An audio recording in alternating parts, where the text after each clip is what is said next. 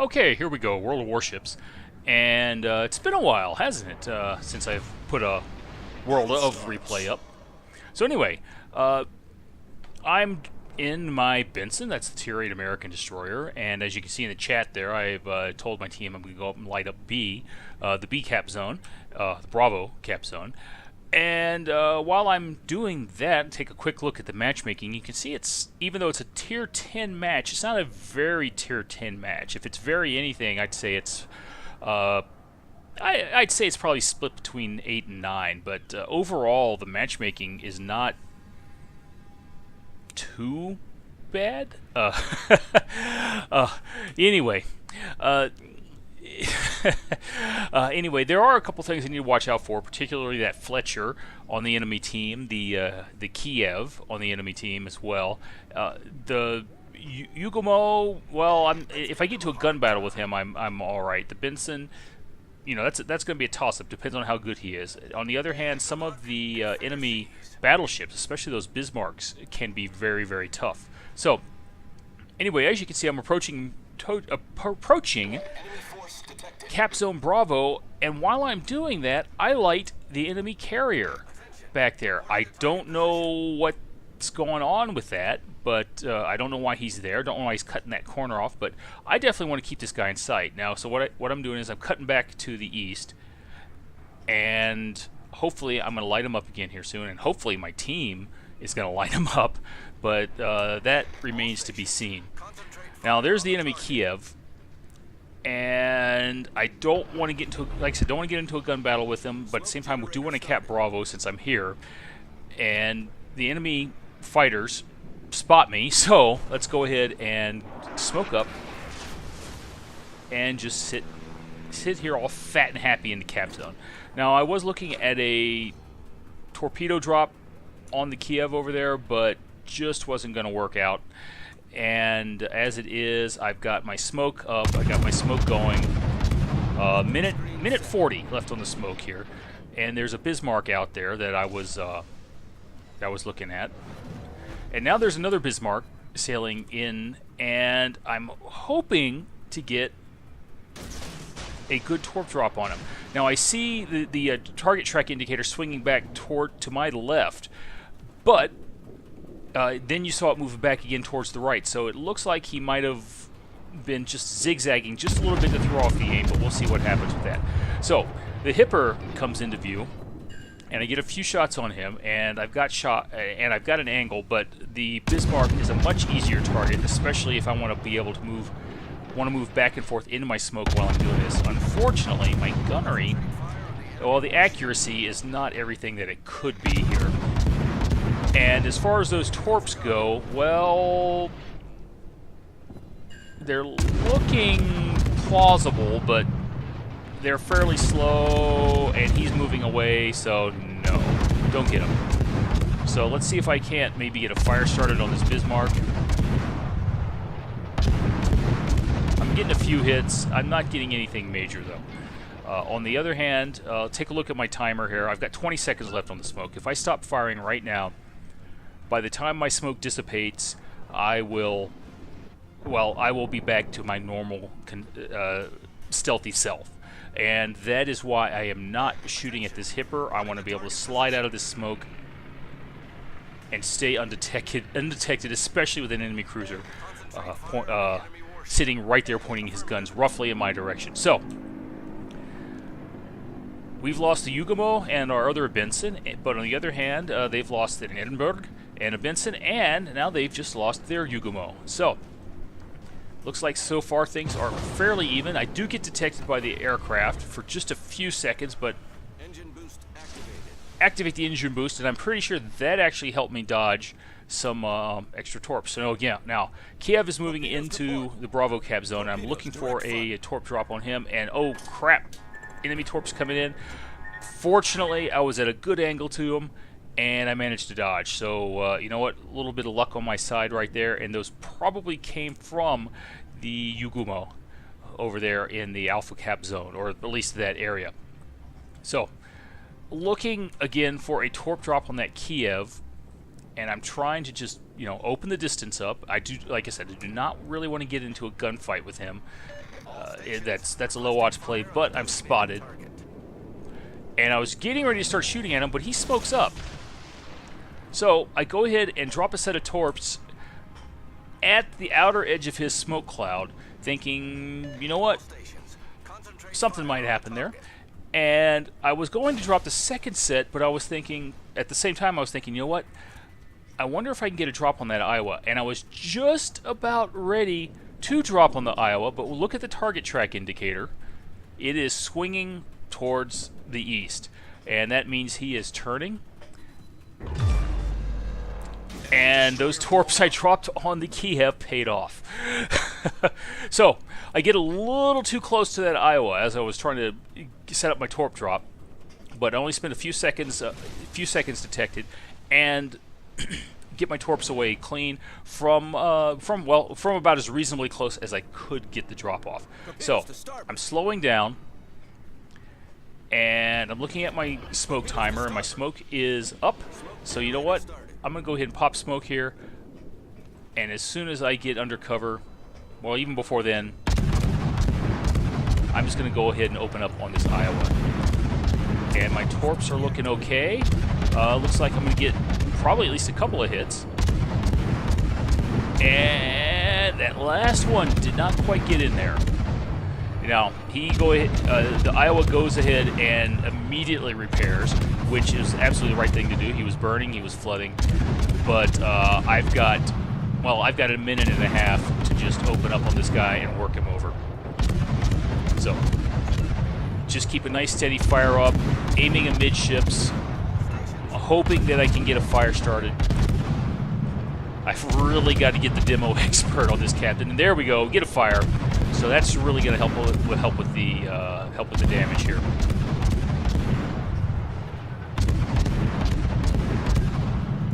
And I've got torps coming in from somewhere on something, and what is it? What is it? What is it? Looks like enemy torpedo bombers? You know what? If that was a blind drop, good on him. It definitely didn't kill me. So, yeah, good on the enemy carrier for, at least trying something to throw me off. So anyway, the Iowa out there. I just want to keep lobbing shots in, see if I can get a little bit more damage out of him. And I've just lost him. So, I'm going to go ahead and tuck up next to the island here. Again, good drop by the enemy carrier, getting the torpedoes out. I go ahead and activate my AA, because again, I am in smoke. And now I'm trying to look, excuse me, I'm looking at the Hipper and at the other ships there on the other side of the island, and I'm trying to come up with a firing solution on these guys. Again, excuse me. I go ahead and put out a single set of torps in a kind of a speculative manner, if you will. And at this time, I'm paying very close attention to what the guys on the other side of the island are doing. And I'm also paying attention to my RPF indicator. You can see that in the top center of the screen. And right now, it's showing me that Hipper is the closest enemy ship to me, which is, well, useful information, obviously. And I'm trying to just ease out very, very carefully and get a shot, see if I can lob some shots over the island on the Hipper, but no, he's dead. So now it looks like the Des Moines is the closest ship. No, actually, it's the Fletcher sitting there just inside the Des Moines. And again, I'm just trying to ease back and see if I can't get a cheap torpedo drop or something off. Can't get an angle on the Des Moines to get a shot. So I go ahead and I aim up at the Montana. Now, I do lob a few shots over the top at the Des Moines, but it's not really particularly useful. And I put a shot out slightly ahead of the Montana's target track, which wasn't the best idea because of the friendly Montana there to my right. But as it is, he was moving to dodge him anyway, And I got the torps out, and that will probably at least limit the enemy Montana's options. So enemy Montana actually looks like he might be turning inside my torpedoes. And I'm still really worried about that Des Moines right there. And that enemy Montana just took a huge hit, while our Montana is just sitting there tanking damage. Unfortunately, he gets burned down. But the enemy Montana is peeking out. I've got a firing solution on him, and I can just lob my shots in. I just need to, like, you know, find the range and just keep easing forward and backward. And now we've got that enemy Fletcher there. So I go ahead and pop smoke again, and that's it for my smoke. And sure enough, there goes the Fletcher. But right now, I'm thinking, I think the Montana is a more higher priority target. So I start, well, putting fire on him again. Again, hoping to set a fire. If, at the very least, I can kill him with bug bites.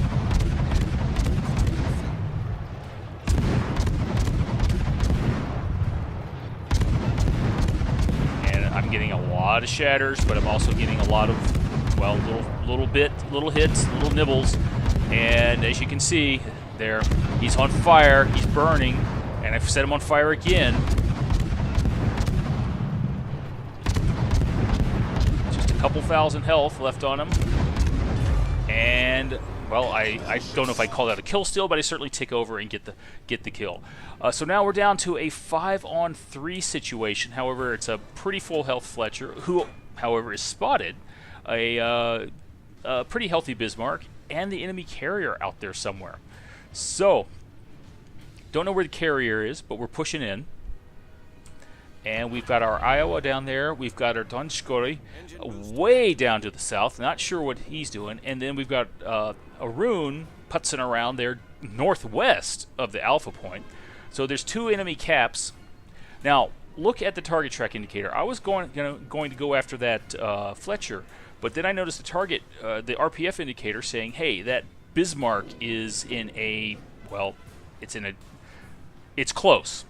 So I go ahead and get out there, and I put one set of torps out on the Bismarck. And now I put a second set out, wide set, on the Fletcher.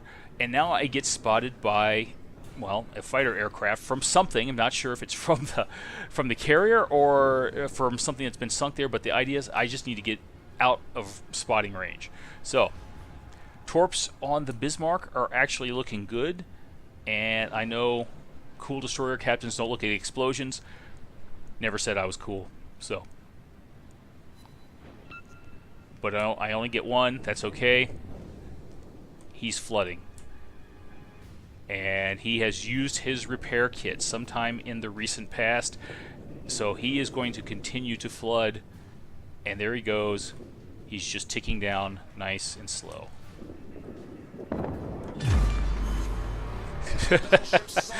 Oh, and they get a little salty in chat about our Iowa shooting the island instead of the Bismarck. Can't say that I blame them. But now it's a 4-on-2.